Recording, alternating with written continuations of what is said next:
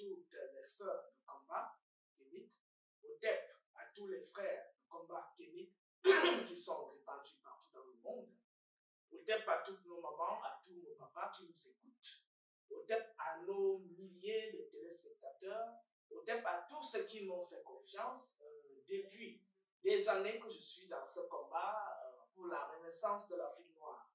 Ce soir, j'aimerais nous entretenir sur une thématique déjà qui court les rues, la question de l'égyptologie.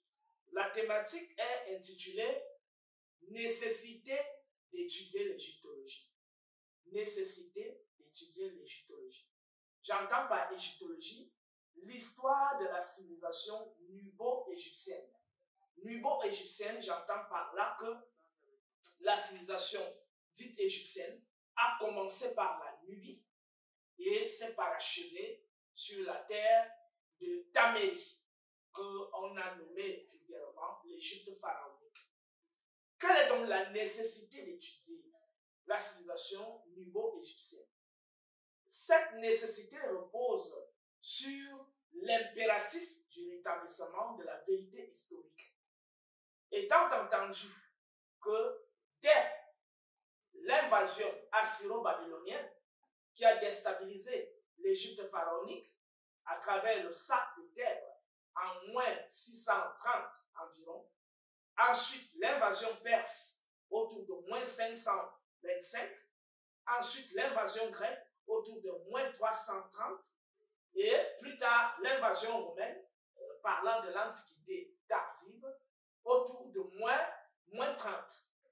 Plus tard, l'Afrique va subir, à partir du 6e, 7e siècle, l'invasion arabe, et ensuite la traite négrière, et plus tard, ce qu'on pourrait qualifier d'impérialisme occidental.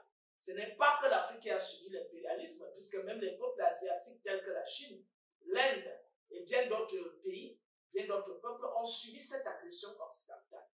Le problème donc qui s'est posé au fil du temps, c'est que à partir du déclin de l'empire égypto-nubien, qui garantissait la chronologie historique, puisque c'est la civilisation nubo-égyptienne qui a mis sur pied le premier calendrier de l'histoire de l'humanité autour de moins 4236 ans.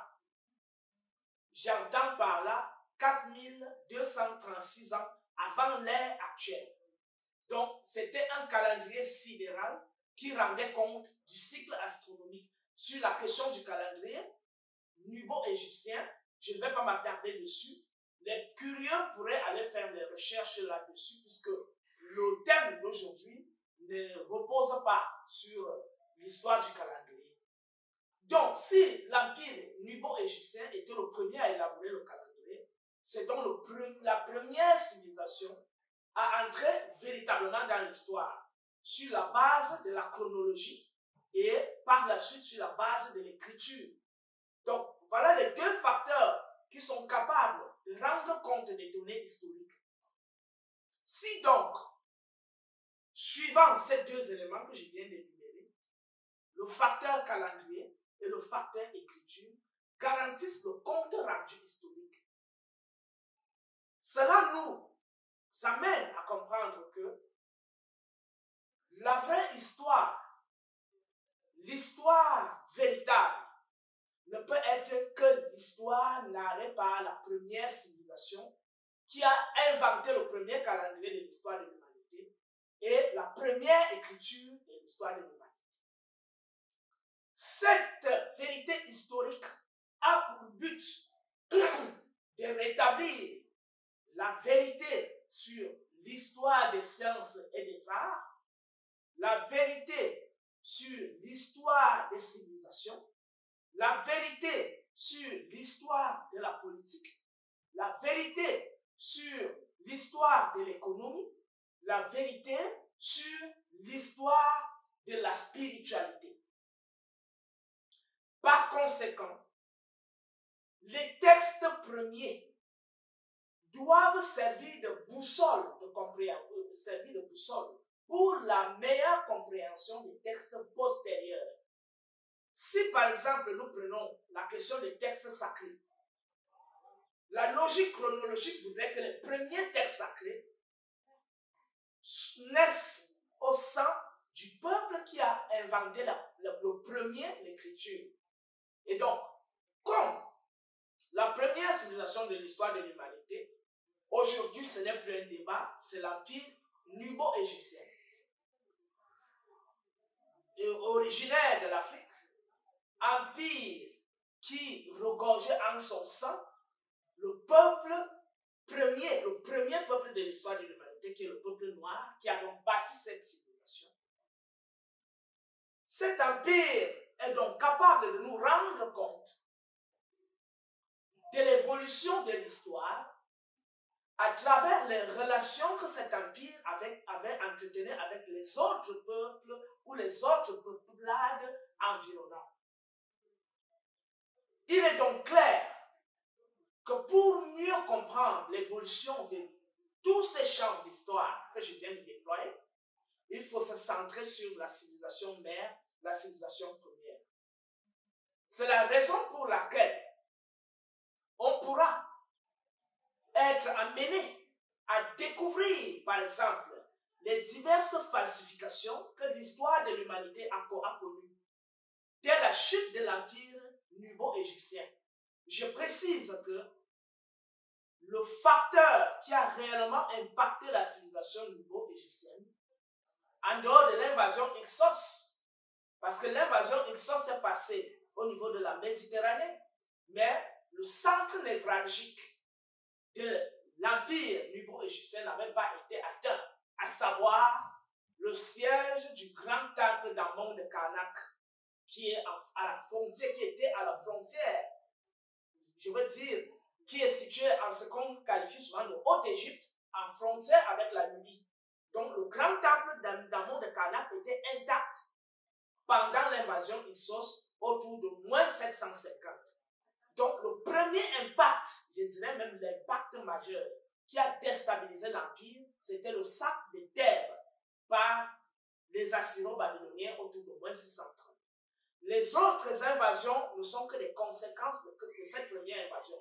Mais je dois préciser, ce qui est très important, que cette invasion a été occasionnée par des complicités internes, lesquelles complicités elles-mêmes ont commencé à naître à travers les premiers contacts qu'on a eus avec les peuplades asiatiques ou les peuplades de la Méditerranée que les pharaons ont appelés Reka Kassout, c'est-à-dire les Hyksos. Plus tard, malgré que beaucoup d'entre eux ont été amenés à retourner vers les déserts de la Syrie et autres, d'autres vers la Palestine et autres, il y a quand même des résidus de ces peuplades Hyksos qui sont restés. Et ces peuplades Hyksos étaient composées de ce qu'on appelait que les pharaons appelaient les Hapirou, c'est-à-dire les Hébreux. Donc, le fait que ces peuplades soient restées en interne a occasionné une sorte de métissage. Et ce métissage s'est poursuivi à travers les conquêtes de Thutmose III, qui a repoussé les limites de l'Empire jusqu'en Asie, au point où, pour les traités de paix, certains pharaons, partant déjà de Thutmose III, étaient obligés d'épouser les princesses des étrangers, c'est-à-dire des locodères, des princesses locodères, des blanches, à savoir les princesses mitanniennes, les princesses babyloniennes, les princesses élamites, les princesses, etc., pour essayer d'établir les pactes de paix. Mais cela était ce qu'on appelle l'épée de Damoclès, qui a causé le pourrissement interne de l'Empire. Comment? Dans la mesure où les enfants qui naissaient entre le mélange des femmes blanches et des noirs, ces enfants étaient des métis. Et comme généralement les enfants ont plus de penchant vis-à-vis de leur maman, surtout les jeunes garçons, et par conséquent vis-à-vis de leurs oncles maternels, ces enfants ont servi d'indiques au sein de l'Empire. Et ils étaient donc devenus, comme beaucoup ont été incorporés au sein de l'armée, ils sont donc devenus des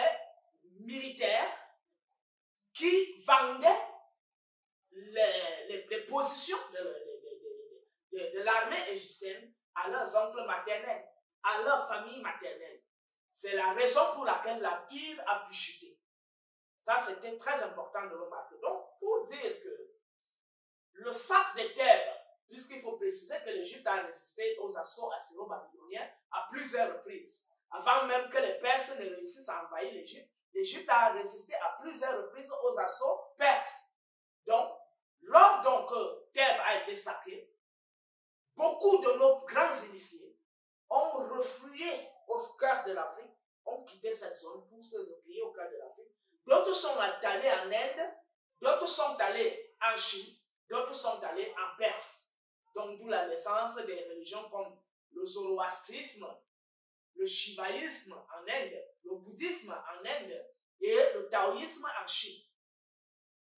Donc, lorsqu'on comprend que, avec la déstabilisation de l'Empire et la chute de l'Empire, les vainqueurs étant entrés en possession des textes de l'Empire nubio-égyptien à travers les pillages, les sacs, les destructions des temples et tout ce qui s'en est suivi, ils ont décidé que l'histoire véritable qui a été élaborée par cette grande civilisation, si cette histoire perdure, nous n'affirmerons nulle part notre pouvoir et notre autorité. C'est la raison pour laquelle, comme nous sommes des vainqueurs, nous devons de réécrire l'histoire à notre manière, à notre avantage. C'est donc ainsi que l'histoire a commencé à être réécrite, notamment sous l'Empire romain, avec la complicité des Hébreux.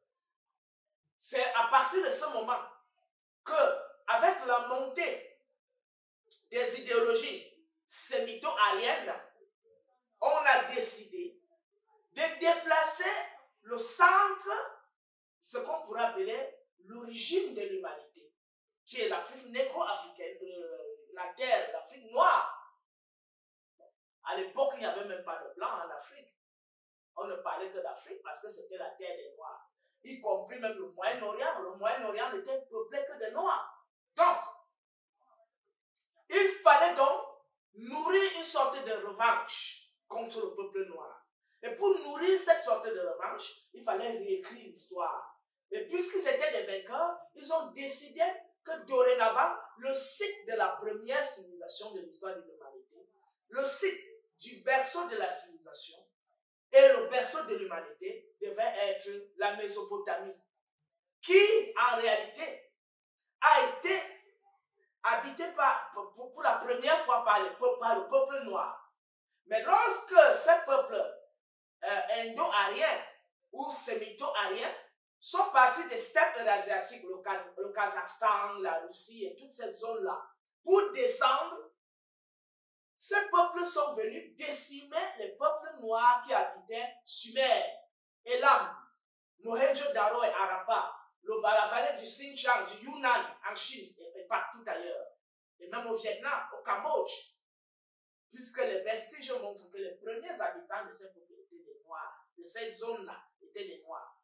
Donc, lorsque ils ont commencé à descendre, ils sont venus se rassembler entre Sumer et Elam pour constituer ce qu'eux ils ont appelé le berceau de la civilisation. En réalité, ils n'ont rien constitué. Ils sont venus trouver une civilisation qui était déjà élaborée, la civilisation sumérienne. C'est avec l'avènement de Sargon d'Akkad, qui est le premier roi sémite, que les peuples sémito-ariens ont pu commencer à s'affirmer comme une civilisation. Mais en réalité, c'était un amas de peuples qui est venu se greffer comme une sangsue, comme ils le font aujourd'hui sur l'Afrique, sur une civilisation qui existait déjà et qu'eux, ils ont transformé à leur guise. C'est la même chose qu'ils ont fait en Elam, qui est devenu la Perse plus tard. C'est la même chose qu'ils ont fait en Mohenjo-Daro et Harappa, c'est-à-dire entre le Pakistan et l'Inde. Hein? Donc ces blancs sont venus envahir les noirs qui étaient là. C'est la même chose qu'ils ont fait en Chine, au Laos, au Cambodge, au Vietnam et partout ailleurs. Et donc, comme la tradition judéo-chrétienne a été adoptée par les Occidentaux. Et comme ils ont signé des pactes de non-agression et de complicité avec les Sémites, notamment les Hébreux et les Arabes, ils ont donc décidé que dorénavant, le berceau de l'humanité, tel que c'est narré dans la Bible, le berceau de l'humanité devait notamment être Sumer, notamment la Mésopotamie. Pourquoi? Parce que l'ancêtre des Sémites, qu'on appelle Abraham, en réalité son nom c'est Ben Terah, son ancêtre est né là-bas, en Mésopotamie. Et donc, comme il est né là-bas, il est normal que le jardin d'Éden soit là, c'est-à-dire entre le Tigre, l'Euphrate, puisque ce sont les fleuves qu'on nous présente dans la Bible comme les fleuves qui entouraient le jardin d'Éden, c'est-à-dire le jardin d'Éden est né là. Abraham est né là. Et Abraham est parti de là maintenant pour descendre vers le sud. Donc, au nom d'Abraham et au nom de l'histoire des Sémites, on a décidé que dorénavant, le berceau de l'humanité, puisque les Occidentaux avaient adopté la culture judéo-chrétienne, la culture juive, c'est-à-dire des Sémites, et plus tard des Arabes, puisqu'ils ont adopté cette culture et cette spiritualité, ils ont donc décidé que le berceau de l'humanité doit être Sumer, ou la Mésopotamie.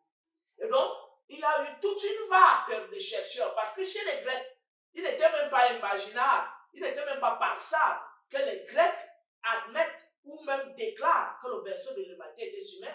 Les Grecs eux-mêmes, dans leurs textes, notamment Pline l'Ancien, notamment Hérodote, notamment même Aristote, même les Platon, tous ont témoigné que la civilisation, le peuple même de l'humanité, vient du Sud. Que les premiers hommes viennent du Sud, c'est-à-dire de l'Afrique noire. Donc il était impensable à la période de... C'est à partir des Romains que l'histoire de l'humanité a commencé à être falsifiée. Parce que Rome a tissé un pacte avec les Hébreux, les Juifs. D'où la naissance et la prospérité du christianisme, qui n'est rien d'autre qu'une revanche, une vengeance contre la spiritualité négro-africaine des mystères d'Osiris. Le christianisme est une réplique basée sur une vengeance de les mystères d'Isis et d'Osiris.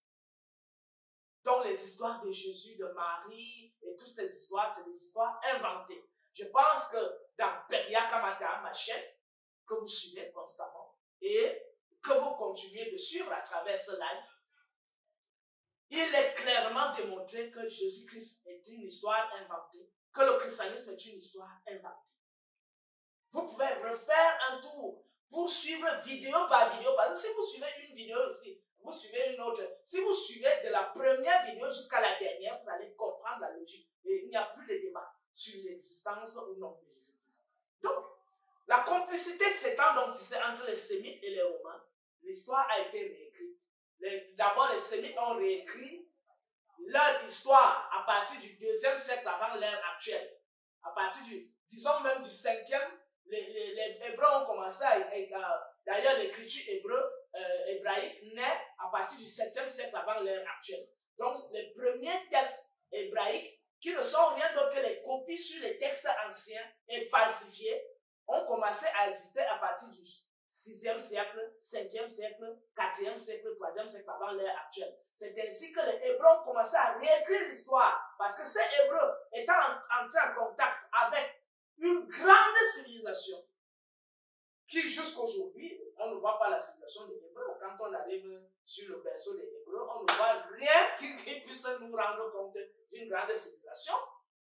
Quand on arrive même à Sumer, même ce Sumer, cette civilisation qui a été bâtie par les Noirs, n'était pas aussi grandiose que la civilisation égypto-nubienne ou nubio-égyptienne. Donc, même si on admet même que Sumer était le berceau des Hébreux, est-ce que les vestiges historiques de l'Égypte pharaonique et de la Nubie ou de l'empire nubo-égyptien, sur le plan chronologique, peuvent même être comparés aux vestiges historiques de Sumer? Les vestiges historiques de la Nubie et de l'Égypte sont largement antérieurs à la civilisation sumérienne. Et quand on remonte même l'os du Shango sur lequel les mathématiques, symboles mathématiques sont gravés, la grotte de Blombos autour de moins 37 000, l'os du Shango autour de moins 25 000, la grotte de Lobombo autour de moins moins 80 000. On se rend compte que tous ces endroits, ces grottes-là, avaient des gravures, des symboles géométriques, l'ostichango, des gravures, des symboles arithmétiques. On comptait déjà, on parle de moins 25 000, moins 37 000, moins 80 000. Bon, même si on admet même que Sumer, à l'époque tardive, peut être... Or, jusqu'à preuve du contraire, on montre que l'écriture égyptienne, nubo-égyptienne, est antérieure à l'écriture sumérienne d'au moins 500, 600 ans, 700 ans. Ça, c'est démontré. Parce que le premier texte sumérien écrit date d'environ moins 2600, moins 2700. Même si on remonte à moins 3000, ça ne peut pas égaler l'écriture égypto-nubienne qui existait déjà à partir de moins 3400, moins 3600. Donc, pour dire que la complicité entre Rome et les Hébreux, et plus tard avec les Arabes, notamment la complicité entre les Occidentaux et les Sémites. Quand je dis Sémites, c'est les ancêtres des Hébreux, des Juifs et des Arabes.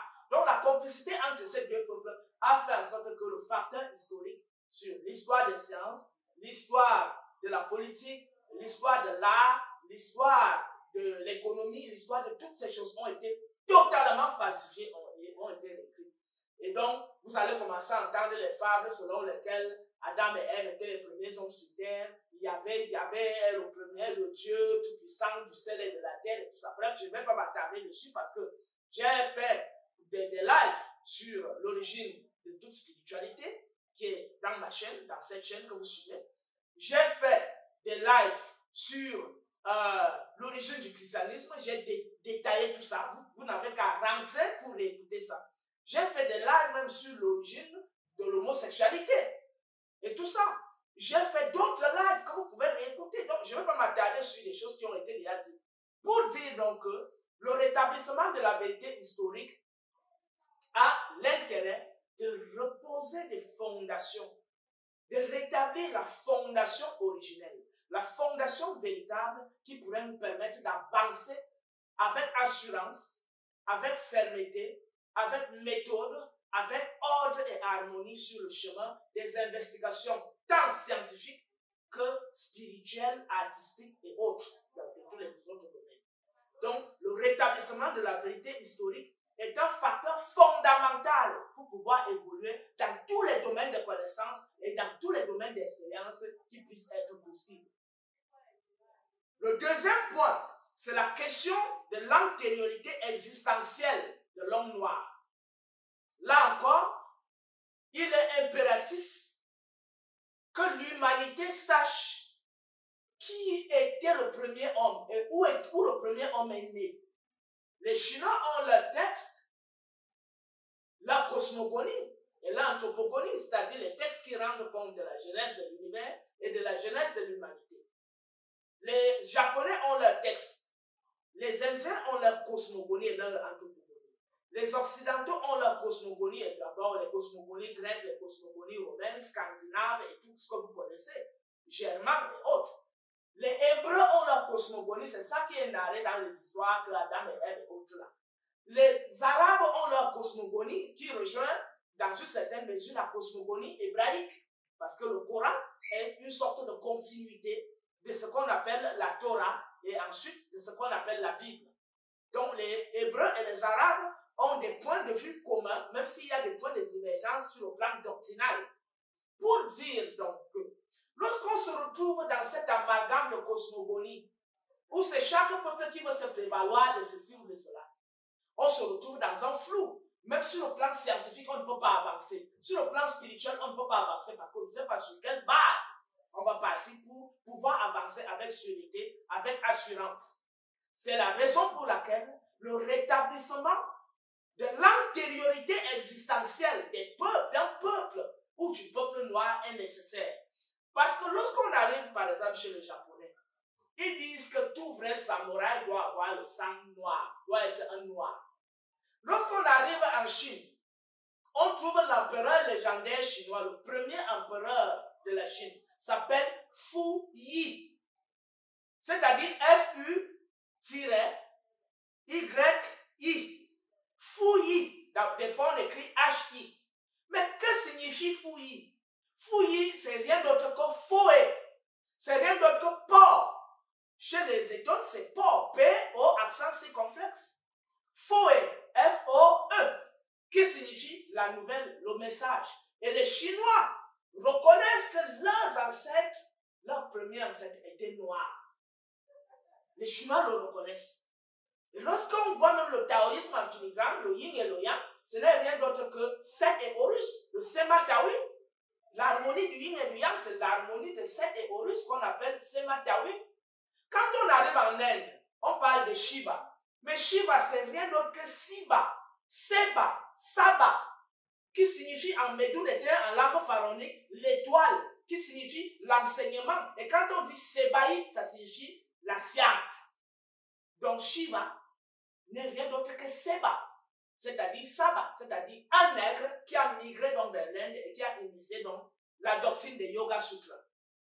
Quand on arrive sur Siddhartha Gautama et on voit le parcours de Siddhartha Gautama, il y a eu toute une panoplie des textes qui prouvent que Siddhartha Gautama était un noir.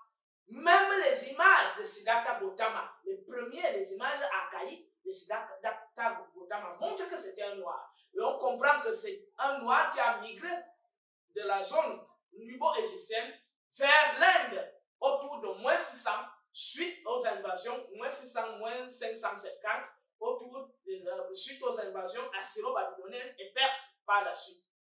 Lorsqu'on avance, on trouve un grand penseur, un grand maître spirituel de l'Inde qu'on appelle Shankara.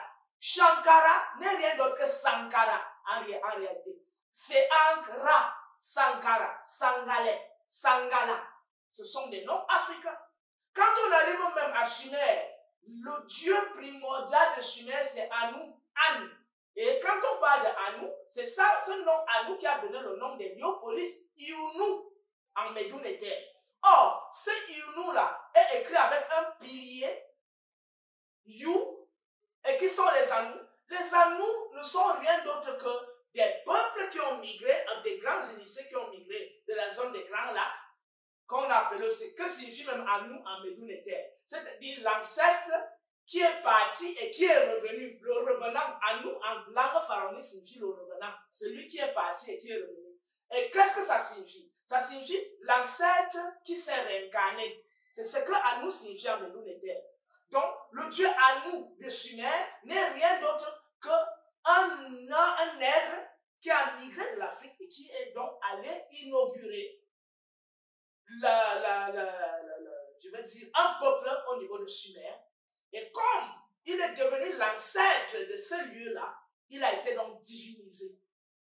Parce que pour mieux comprendre ce que Anu signifie, il faut rentrer dans la langue des pharaons. Anu signifie l'ancêtre réincarné. Et donc, quand on a compris ça, on comprend que les premiers Sumériens étaient des Noirs. On comprend à travers Shiva, Bouddha et tout ça, Siddhartha Gautama, on comprend que la spiritualité même hindoue est d'origine africaine. Le taoïsme est d'origine, vient montrer avec Fouillis, le taoïsme et tout ça, que c'est d'origine africaine. Même la secte des samouraïs, c'est d'origine africaine. Maintenant, les Grecs, on sait que les premiers Grecs sont entrés en contact avec les Égyptiens. Thalès de Milet, Pythagore, je ne vais pas revenir dessus, ça c'est déjà connu. Donc, quand on a compris donc que l'antériorité doit revenir au premier homme qui est l'homme noir, parce que le seul homme qui était capable de naître dans une zone tempérée et chaude, c'est-à-dire dont la peau était capable de supporter les irradiations solaires, ça ne pouvait être que l'homme noir. Et Cheikh Anta Diop a suffisamment montré comment la dépigmentation s'en est subie dans des zones géographiques froides, où l'homme noir a migré de l'Afrique et parti dans des zones où il faisait extrêmement froid. Ça, on constate que lorsqu'on creuse davantage, on va retrouver un fond commun entre les langues des peuplades négro-africaines. Et pour davantage creuser, au sein de l'empire pharaonique, il y avait une langue officielle. Et au sein de cet empire, tous les peuples où les ethnies, où les tribus, qu'on retrouve aujourd'hui au sein de l'Afrique, étaient rassemblés là-bas, ou tout au moins représentés là-bas. Et ces peuples parlaient la langue unique, la langue de l'Empire. Même si, bien évidemment, au cœur de l'Afrique, il y avait d'autres habitants, c'est-à-dire les Noirs, les peuples noirs. Mais j'ai dit, chaque peuple était représenté au sein de l'Empire. Et c'était même obligatoire dans la mesure de la logique d'alliance, de la logique des relations entre les peuples et entre le pharaon et le peuple. Étant entendu que si l'empire existait, cet empire forcément était le paravent, le flambeau ou la lumière de la terre des Noirs. Donc par conséquent, chaque peuplade au sein de l'Afrique devrait avoir des représentants au sein de l'empire, y compris les Baka, parce que sous le règne des pharaons de l'ancien empire, on a retrouvé des images des Baka. Imhotep, y compris, était d'ascendance Baka. Il y a eu un prince égyptien qui s'appelait Baka, qui était le fils du pharaon Djedefre, qui lui-même, forcément, était d'origine Baka. Donc, si, au sein de l'Empire, il y avait une seule langue parlée, et que tous les peuples de l'Afrique noire étaient représentés au sein de cet empire, ça montre que cette unité linguistique n'a pu être élaborée qu'en tenant compte de la racine des diverses langues des tribus et des ethnies de l'Afrique noire.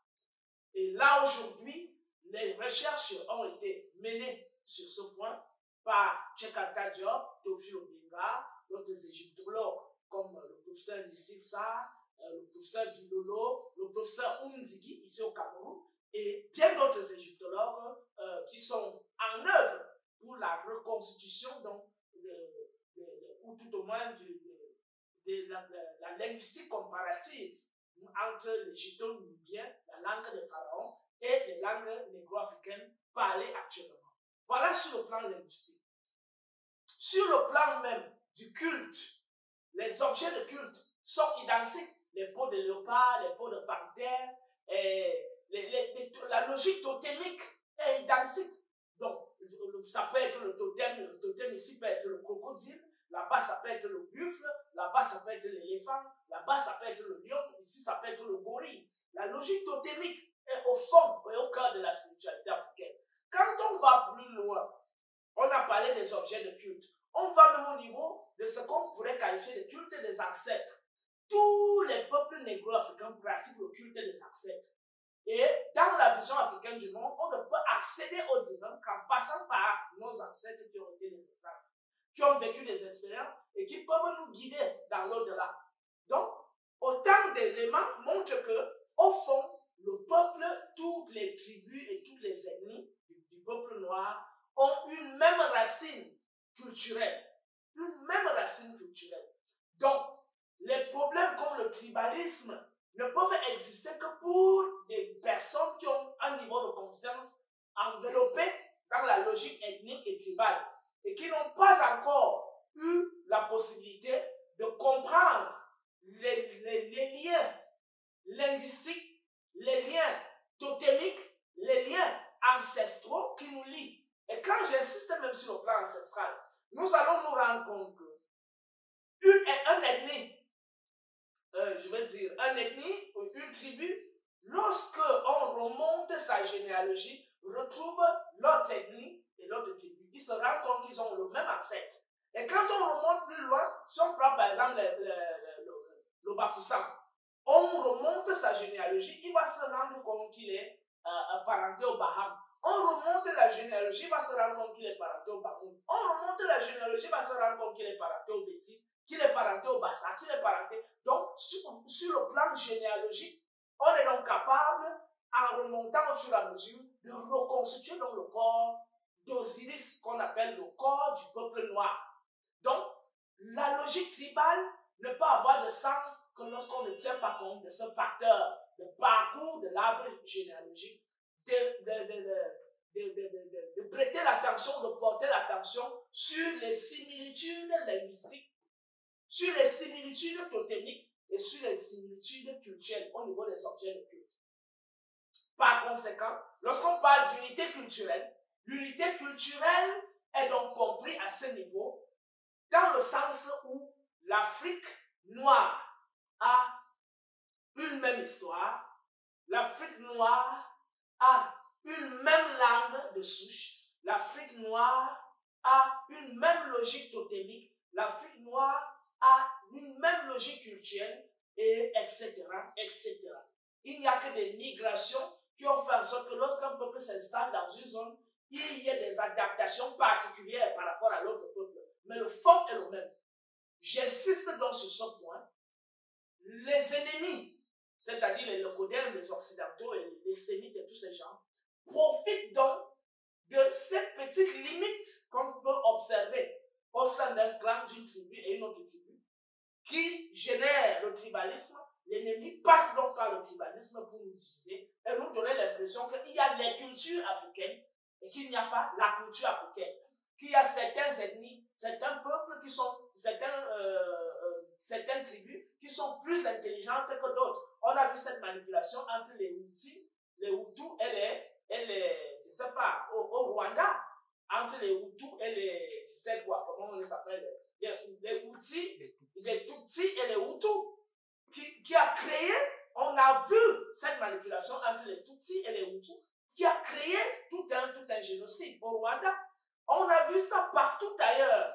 Donc cette logique tribaliste qui aujourd'hui est en train de monter en puissance et instrumentalisée par les pions des locodères et des sémites, qui ne sont rien d'autre que les francs-maçons, les rosicruciens, les gnostiques, qui sont à la tête de nos États et de nos institutions, et qui utilisent donc cette logique tribale pour pouvoir avoir gain de cause, tirer profit, un profit individuel qui ne milite pas pour le bien-être du peuple, mais qui ne milite que pour leurs intérêts à eux et pour l'intérêt de leur maître franc-maçon, leur gourou dans la franc-maçonnerie, dans les mouvements rosicruciens, dans les mouvements gnostiques et autres.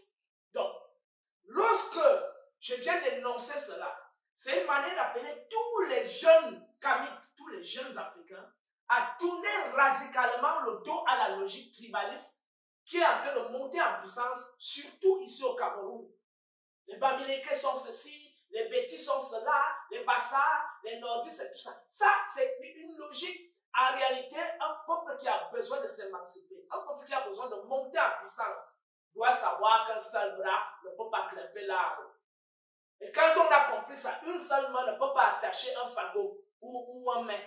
Quand on a compris ça, et qu'on a compris que celui qu'on qualifie de Bamileke est une partie de nous, parce qu'on ne sait pas quel est l'un de nos ancêtres qui s'est déplacé pour aller créer une famille là-bas, et quel est l'un de leurs ancêtres qui s'est déplacé pour venir créer une famille ici, et quel est même notre ancêtre commun que nous avons avec eux. On ne va pas avancer, parce qu'on va avancer en rang dispersé. J'insiste parce que la logique tribaliste est en train de monter en puissance au Cameroun, et même partout ailleurs. Et ceux qui sont derrière cette instrumentalisation tribaliste, c'est les francs-maçons, c'est les rosicruciens, c'est l'église catholique, c'est les églises de sommeil qui ne font que prospérer partout. Donc il était important d'insister sur la question de l'unité culturelle qui se manifeste à travers la même racine linguistique, la même logique totémique, la même logique culturelle et les ancêtres communs que nous avons au sein du peuple noir et la terre commune que nous partageons. Cela était très important de marteler, d'être martelé à tous les camis qui sont en train de nous suivre. Le cinquième point, c'est la question la question du fondement ontophénoménologique et spirituel des peuples noirs. J'entends par fondement ontophénoménologique le fondement qui repose sur la vérité de l'être. Pas la vérité des individus. Comme moi, je pense que ma vérité est que, d'après ma philosophie, d'après ma vision des choses, non, il ne s'agit pas de ta vision des choses. Il s'agit de la vérité de l'être. Je prends quelques exemples pour que ceux qui nous écoutent comprennent ce que c'est que la vérité ontologique. Le battement de cœur, le cœur ne demande pas ton avis pour battre. La respiration, tu es contraint de respirer pour vivre. La naissance, pour exister comme nous sommes, tu es obligé de passer par la naissance. Tu ne sais pas toi qui choisis, tu es obligé de passer par là. La mort, tous les hommes sont appelés à être dissolus. Le corps grossier est appelé à être dissolu. La mort est une condition sine qua non à tous les hommes qui vivent. Autre chose, le soleil brille. Il ne demande pas votre avis. Vous constatez juste qu'il brille. Il ne demande pas que tu penses que je dois briller ou pas. Tu constates juste que le soleil brille. Tu constates juste qu'il y a les étoiles au ciel. Les étoiles ne te demandent rien. Que tu meurs ou que tu existes ou que tu n'existes pas, les étoiles existent. Donc, voilà quelques exemples pour comprendre ce que c'est que la vérité ontologique. Je poursuis donc en disant que la question du fondement ontophénoménologique du fondement ontophénoménologique et de l'unité spirituelle des peuples noirs. Donc, la spiritualité négro-africaine, la vision négro-africaine est fondée sur la vérité ontophénoménologique, c'est-à-dire la vérité de l'être. L'être qui n'est rien d'autre que le symbole du sacré, que les autres ont qualifié de Dieu, de transcendance, de macrocosme et tout ce que vous voulez. Mais moi, je le qualifie de l'être, parce que même Dieu, on dit que Dieu est. Le qualificatif d'être est existence, être est exister, est attribué même à Dieu. Donc l'être, qui n'est rien d'autre que la présence invisible, éternelle, à partir de laquelle toute chose se manifeste, c'est ça qui est le socle du sacré. Donc la spiritualité négro-africaine repose entièrement sur la vérité ontophénoménologique, car elle est élaborée à travers l'expérience de l'observation, c'est-à-dire le contact de l'individu avec le monde à travers ses 5 sens, l'expérience des intuitions, l'expérience du rêve et enfin l'expérience de l'initiation. Donc, si l'initiation est le chemin qui nous amène donc à parachever, la connaissance et qui nous amène à atteindre les vérités, la vérité dans son cœur, en fusionnant avec les vibrations de l'être, la présence de l'être, en faisant un avec l'être, cette présence permanente, invisible et insondable, qui nous attend permanemment par sa vibration, par sa pulsation, qui nous anime, qui nous instruit et qui nous ouvre l'esprit et qui nous appelle constamment à retourner, à fusionner avec elle. L'initiation consiste donc à fusionner avec cette vérité ontologique, c'est-à-dire à se détacher de son ego, du je pense que, du d'après moi, mais d'accéder à la vérité qui déborde l'entendement humain. Donc, si la spiritualité négro-africaine, la vision africaine du monde culmine à ce niveau, cela montre que la spiritualité, la vision africaine du monde, a des racines ontologiques et repose sur la vérité ontologique. D'où la question du fondement ontophénoménologique et de l'unité spirituelle des peuples noirs. Donc, le fondement ontophénoménologique montre que la spiritualité négro-africaine est fondée sur la vérité, c'est-à-dire basée sur l'expérience des 5 sens, sur l'observation, sur l'ouïe, l'entendre, la sensation, et sur le raisonnement, sur l'exploration des rêves, sur les intuitions et sur la vision directe à travers l'initiation qui nous amène donc à fusionner avec le sacré, avec le cœur du sacré qui est le cœur de la divinité. Cette unité, ce fondement ontophénoménologique, c'est-à-dire cette spiritualité fondée sur la vérité de l'être, la vérité de ce qui est, cette spiritualité est une spiritualité au fond unique. La spiritualité négro-africaine ne se limite pas au culte des ancêtres. La spiritualité africaine culmine vers le culte divin. Et ce culte divin a été codifié et élaboré par nos ancêtres, les Shemsuror et les Nesou Biti de l'Égypte pharaonique, à travers maintenant, qui n'est rien d'autre que le culte d'Amon-Ra. Ce culte processionnel, qui était donc le culte sublime des plus grands initiés de l'histoire de l'humanité. Parce que jusqu'à présent, avec la chute de l'empire nubo-égyptien, aucun autre initié n'a pu atteindre le niveau du grand prêtre d'Amon de Karnak, des grands prêtres d'Amon de Karnak. Avec les outils, les objets de culte et toutes les prouesses initiatiques qu'ils ont eu à réaliser, à travers les grandes œuvres monumentales et architecturales comme les pyramides, qui n'étaient rien d'autre que des centres d'initiation. Dans d'autres vidéos, dans d'autres lives que j'ai fait dans la chaîne que vous suivez actuellement, j'ai expliqué le symbole de la pyramide.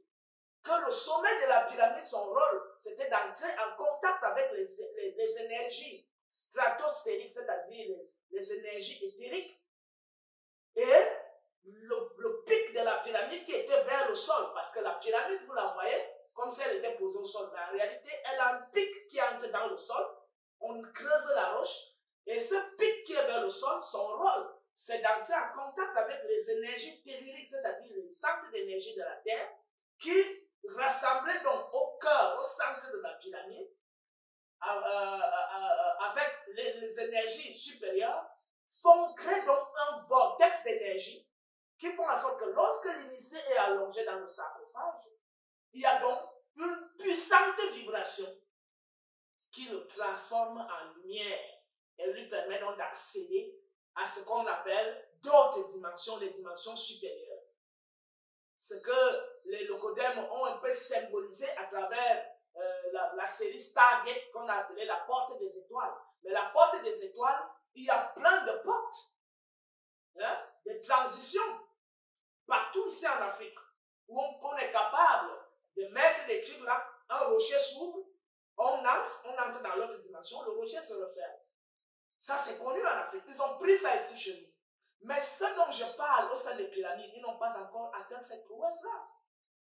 La prouesse des pyramides permettait aux grands initiés de l'Égypte pharaonique de faire donc des voyages intersidéraux à travers des voyages intersidéraux à travers leur corps physique.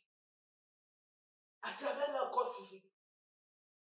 Donc c'était, il y a un texte intitulé Le Code secret des pyramides, Robert Bauval. Allez lire ce texte et vous allez comprendre ce que je vous explique.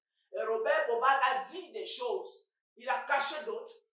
Et c'est à travers les initiations négro-africaines qu'on découvre ce que je suis en train d'expliquer là. Nos ancêtres ont atteint les cimes de la spiritualité. Et bien évidemment, il y a des grands maîtres actuellement au Tibet, en Inde, au Japon, en Chine et autres, mais ils n'ont pas atteint même la cheville des grands prêtres de l'Égypte pharaonique, notamment surtout de l'Ancien Empire. Parce qu'à partir de la fin du Moyen Empire et du début du Nouvel Empire, il y a beaucoup de choses beaucoup de clés qui ont été perdues à cause des perturbations que l'Empire a connues avec le temps.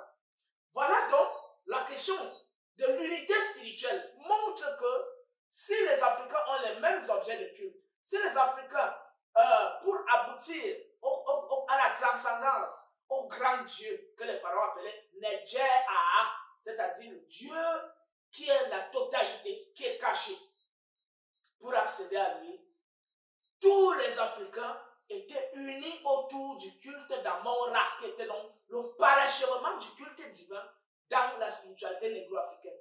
C'est lorsque l'Empire a chuté et s'est démantelé, où les peuples se sont séparés, chaque peuple est parti avec une portion de cette connaissance globale qui constituait donc le grand culte d'Amon-Ra. Chaque peuple est parti donc avec une portion.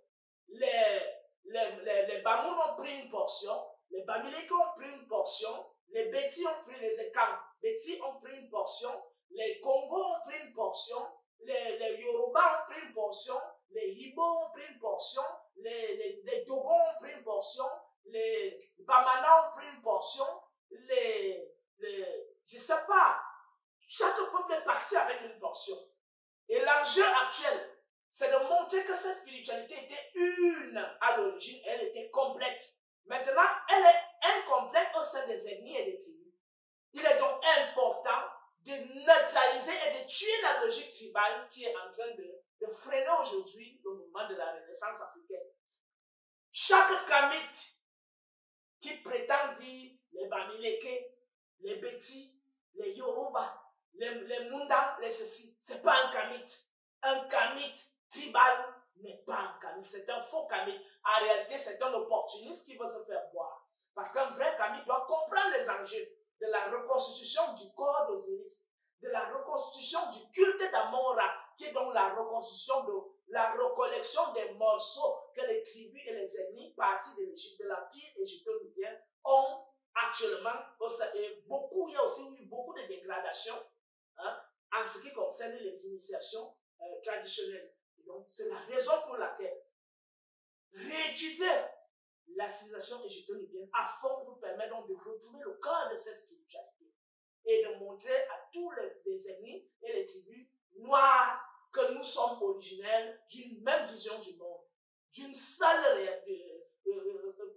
d'un seul élan spirituel, d'une seule dynamique spirituelle et d'un seul modèle de développement. Voilà en ce qui concernait l'unité spirituelle des peuples noirs. Parce que tu pars du Lakam pour arriver dans Lombok. Quand tu arrives dans Lombok, les Bassa, au sein des peuples Bassa, il y a les forêts. Dans la zone de l'Ouest, c'est une zone où il n'y a pas trop de forêts. Et donc, ils ont dû adapter le manque de certaines essences d'arbres et certaines essences de plantes. Ils ont complété ça par d'autres choses qui jouent le même rôle que ces plantes et ces arbres-là. Donc, au fond, c'est la même réalité. Maintenant, le problème qui se passe, c'est qu'au sein de ces ennemis et de ces tribus, le culte n'est plus élaboré comme à l'origine. Ça reste ce qu'on pourrait qualifier de culte des ancêtres, ou alors quand c'est même un culte sacré, un peu comme on peut l'observer dans certains groupes butis qui sont encore purs au sein, par exemple, de certains cultes écans. On peut encore retrouver des éléments cultuels qui nous relient au divin et qui ne nous limitent plus seulement au culte des ancêtres. L'enjeu d'aujourd'hui, pour tous les camis, c'est de reconstituer cette spiritualité globale, cette spiritualité ultime, majeure que nos ancêtres ont élaborée pour que nous ne soyons plus complexés face au christianisme, face à l'islam, face à la franc-maçonnerie, face à la rose-croix, qui vient nous dire que votre spiritualité ne se limite qu'au culte des ancêtres. L'enjeu, c'est de reconstituer cette spiritualité globale, unifiée, basée sur le culte d'Amon-Ra, d'Imana-Ra. C'est ce culte qu'il faut reconstituer. Quand on a compris que le culte spirituel, le culte du sacré, notre rapport au divin, élaboré par nos ancêtres, c'est le culte d'Amon-Ra, tous les enjeux aujourd'hui doivent donc faire converger les esprits vers cette unité culturelle, spirituelle, qui va faire en sorte que la dynamique de la Renaissance africaine puisse être accélérée.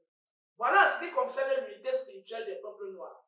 Le sixième point, ce sont les prouesses scientifiques et techniques de l'homme noir. Là, je ne vais pas m'attarder dessus, parce que rien que les vestiges historiques font preuve du génie scientifique et technique du peuple noir.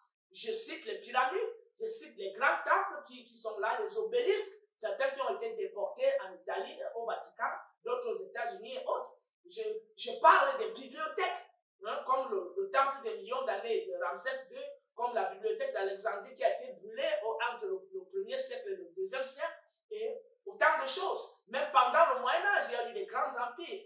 Il y a eu la bibliothèque de Tombouctou qui a été détruite, je crois, en 2015 ou 2014 par les djihadistes là. Et donc, voilà autant de vestiges historiques qui montrent que les Noirs ont véritablement un esprit scientifique qu'ils ont cultivé pendant des millénaires et qu'ils ont réalisé des grandes innovations.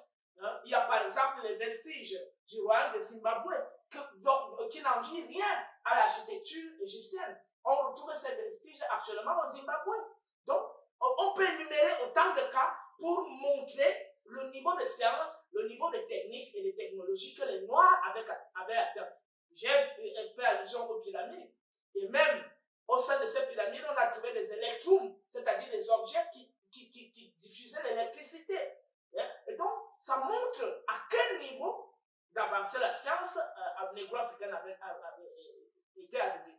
Et les œuvres de Cheikh Anta Diop, notamment Civilisation Babari, Nation Nègre Culture et autres, montre à suffisance les développements mathématiques, la chimie, la biologie, la physique et tous ces domaines, l'astronomie.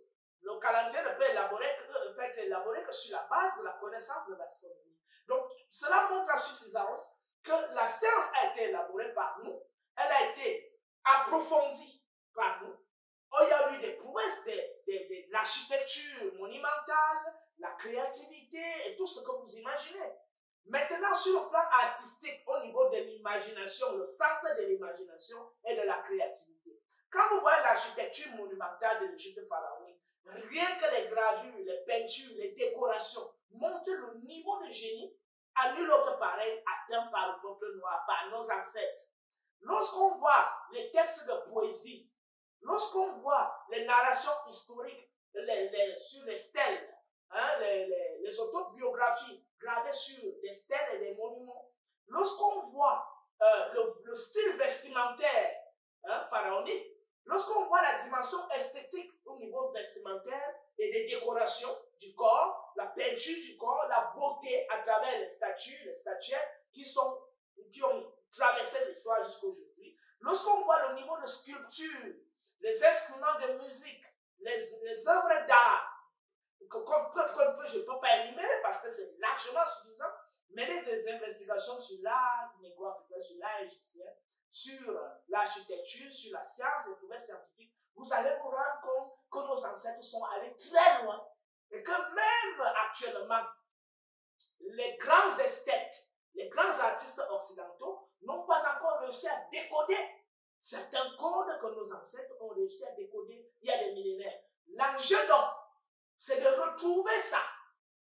C'est de retrouver ça. Il ne suffit pas de dire qu'on a pratiqué la science. Il faut savoir comment on a pratiqué cette science et comment on a réussi à élaborer cette architecture monumentale, cette grande œuvre artistique, cette prouesse littéraire, cette philosophie et tout ce que vous imaginez. Comment on a réussi à construire cela. Donc, lorsqu'on a montré les prouesses scientifiques et techniques, lorsqu'on a montré le sens d'imagination et de créativité à travers l'art égyptien, à travers l'architecture monumentale égyptienne, à travers la poésie et tout ce que vous imaginez, on évolue donc au niveau de l'organisation sociale. Au niveau de l'organisation sociale, chaque homme était relié aux autres noms. C'est quoi un nom? Le nom est ce qu'on appelait en langue pharaonique sépat, c'est-à-dire une circonscription administrative, qu'on appelle aujourd'hui province ou département si vous voulez. Chaque nom était gouverné par un nomade, c'est-à-dire un chef de ce lieu-là, ou un roi de ce lieu. Et chaque roi était en relation avec tous les autres noms, parce qu'il y avait 42 noms en tout. Donc 42 tribus qui se sont unifiées pour constituer l'empire. Donc ces 42 tribus étaient en interaction. Et maintenant, chaque chef dans son nom était autonome. Autonome dans quel sens? Dans le sens où c'est lui qui gérait ce lieu-là. Ce qu'on appelle aujourd'hui la décentralisation. Les pharaons, nos ancêtres ont pratiqué ça. Ce n'est pas l'Occident qui vient nous enseigner la décentralisation. Donc, lorsque ce nom était gouverné, le dirigeant de ce nom était conscient que l'excédent doit aller vers le pharaon. C'est-à-dire que lorsqu'il y a production agricole, et élevage et tout ce que vous imaginez, à chaque fois, il faut retirer ce qui va permettre au peuple de se nourrir. Et maintenant, l'excédent, on envoie ça au grenier du pharaon. À tel enseigne que pendant la période sèche, la saison sèche, ou pendant les périodes de famine, que ce grenier puisse encore servir de source nourricière. C'est-à-dire le pharaon était donc appelé à redistribuer ce qu'il rassemblait, ce qu'il stockait dans son grenier, pour que le peuple de l'empire puisse s'épanouir. Il n'était donc pas question pour le pharaon d'accumuler des biens pour lui et pour sa famille, mais il était question pour lui d'avoir la portion qui peut lui permettre de manger et à sa famille, mais de stocker le gros lot qui va faire en sorte qu'on puisse rééquilibrer les manquements qui pourront avoir lieu. Donc, c'est comme ça que nos sociétés étaient organisées. Donc, le nomade était autonome, mais le nomade faisait allégeance au grand empereur qui était le pharaon. Mais ce grand empereur lui reconnaissait aussi son autonomie. Ce qui n'est pas le cas dans nos gouvernances. Voilà à peu près l'organisation sociale négro-africaine. Et cette organisation sociale était donc basée sur la logique de la marque, c'est-à-dire l'ordre, l'équité, l'équilibre et le partage. Ce n'était pas une question d'égocentrisme, ce n'était pas une question d'égoïsme, mais c'était une question de communautarisme. On n'existe que parce que les autres existent. Les autres existent que parce que nous existons. Donc nous formons un tout harmonieux, un tout équilibré, un tout amour qui fait en sorte que le bien-être puisse être possible. Voilà en ce qui concerne l'organisation sociale au sein du grand empire négro-africain qui pourrait donc aujourd'hui nous servir d'inspiration. Parce que la logique individualiste qui nous habite aujourd'hui, où chacun est dans sa bulle, les gars créent des clôtures à 3 niveaux, je ne sais pas, 5 mètres de clôture où il ne peut même pas voir son frère pour lui dire bonjour. Certains meurent au sein de leur maison, ils pourrissent, on ne sait même pas qu'il est mort et qu'il a pourri. Donc vous voyez la logique dans laquelle nous sommes aujourd'hui. Donc lorsqu'on nous amène à réétudier notre histoire, c'est de nous permettre de prendre conscience de la manière majestueuse et glorieuse que nos ancêtres se sont organisés pour que cela nous serve d'inspiration en vue d'un mieux-être. Voilà ce qui concerne l'organisation sociale de l'homme noir au sein de l'empire égypto-nubien. Le 9e point, ou tout au moins le 10e point, c'est la question du modèle et du caractère avancé et adéquat de la vision négro-africaine du monde. Qu'est-ce que cela signifie? Cela signifie que nos ancêtres de l'empire nubo-égyptien avaient atteint un niveau de spiritualité, un niveau de science que même les Occidentaux aujourd'hui, même les Asiatiques n'ont pas encore atteint. Je rappelle que dans la tombe de Séti Ier et sur les parois du grand temple d'Amon de Karnak, on voit les maquettes d'hélicoptères hyper sophistiquées, dont on retrouve certains aujourd'hui dans l'armée russe et l'armée américaine. On voit des maquettes, des chasseurs bombardiers hyper sophistiqués, dont on retrouve les modèles aujourd'hui en Russie, aux États-Unis et en Chine. On voit des maquettes des chars de guerre hyper avancés. Mais nos ancêtres n'ont pas produit ça. Pourquoi? Parce qu'ils ne voulaient pas détruire l'humanité. Leur vision convergeait vers le bien-être humain, vers l'humanisme. Mais les autres ont cultivé la logique de guerre, la logique de puissance, la volonté de puissance. Et ne peut cultiver cette logique que celui qui est en marque. Parce que tu ne cultives la logique de la force que lorsque tu vas arracher ce que l'autre a.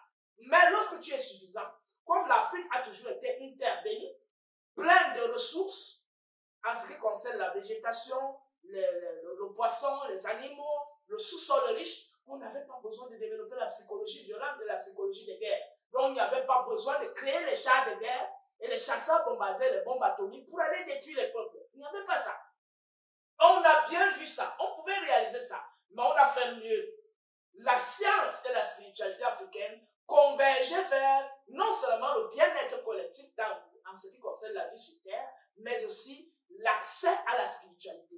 Parce que je répète, dans l'Afrique antique, au sein de l'empire nubo-égyptien, il n'y avait pas de séparation entre la science et la spiritualité. C'était une seule et même chose. La spiritualité était expérimentale au même titre que la science.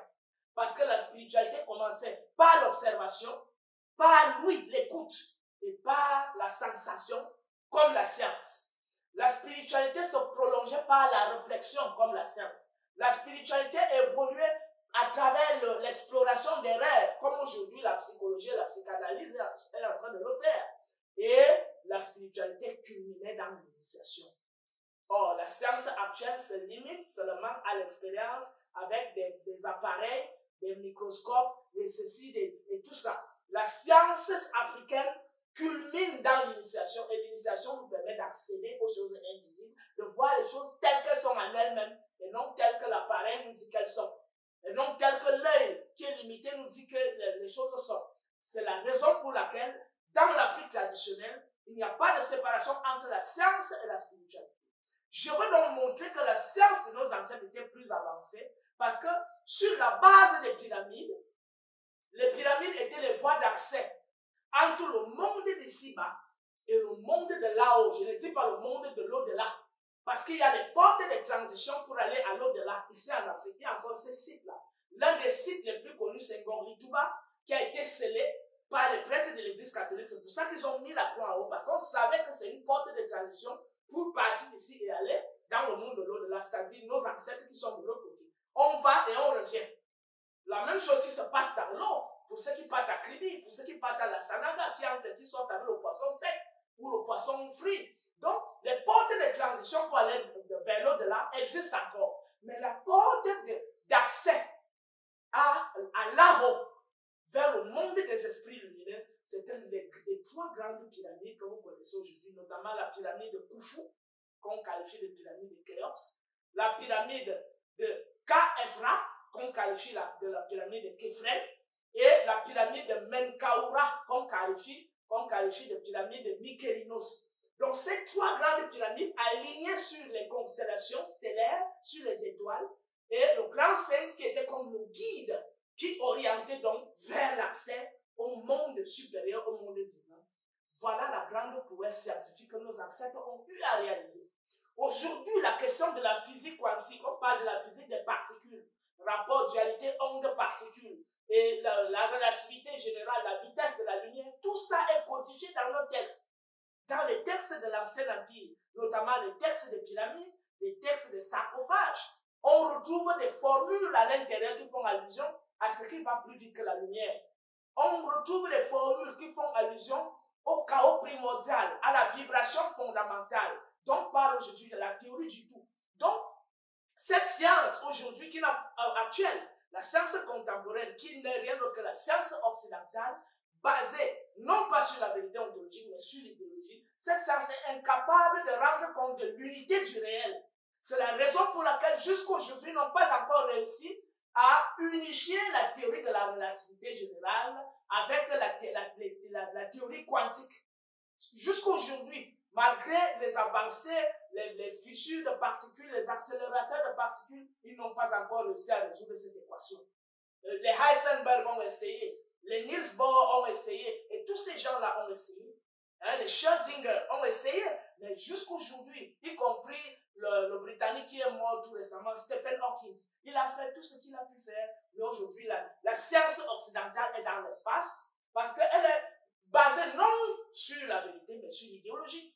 Et on voit les orientations qu'elle a aujourd'hui vers le transhumanisme, où les hommes, on veut les transformer en zombies, enlever leur cœur, leur cerveau, pour leur mettre des cœurs artificiels et des cerveaux artificiels. Ils veulent même fabriquer l'homme dans les laboratoires, le clonage. Et tout ce que vous voyez aujourd'hui, les histoires de sosie, un homme qui a un sosie, c'est-à-dire quelque chose qui lui ressemble. Mais est-ce que le sosie peut fonctionner comme un homme normal? Donc, voilà les dérives vers lesquelles la science occidentale nous mène. Sur le plan des mœurs, la morale occidentale aujourd'hui n'est pas un exemple.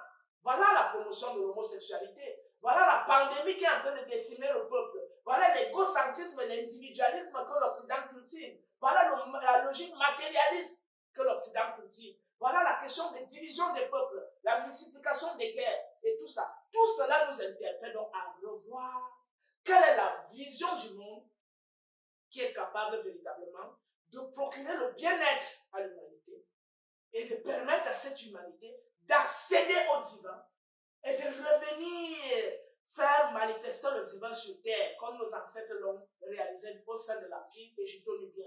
Voilà donc les 10 points fondamentaux qui inciteraient tout Africain, tout Noir, qu'il soit un homme, qu'il soit une femme, qu'il soit un garçon, qu'il soit une fille, tout le monde est appelé à étudier la civilisation égypto-nubienne, qui est la première civilisation de l'histoire de l'humanité, élaborée et mise sur pied par nos ancêtres les Noirs. Et j'insiste sur quelques points avant de conclure.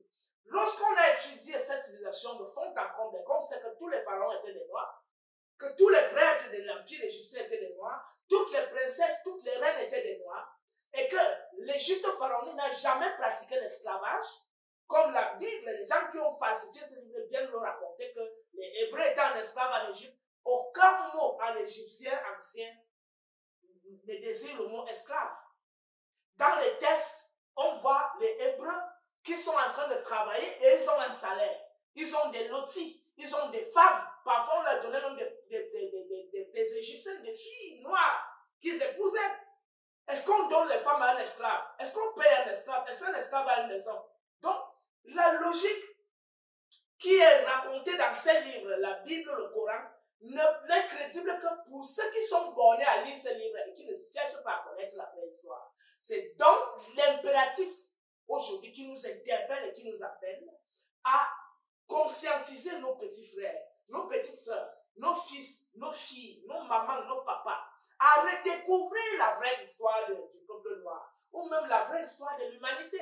Parce que quand vous êtes déconnecté à cette histoire, et que vous lisez l'histoire que les Hébreux ont écrite, dans la Bible, que les Hébreux ont écrit dans le Coran, alors que ce sont des peuples qui sont nés tardivement, je précise encore les dates. Le premier homme blanc sur Terre existe depuis 20 000 ans avant l'ère actuelle.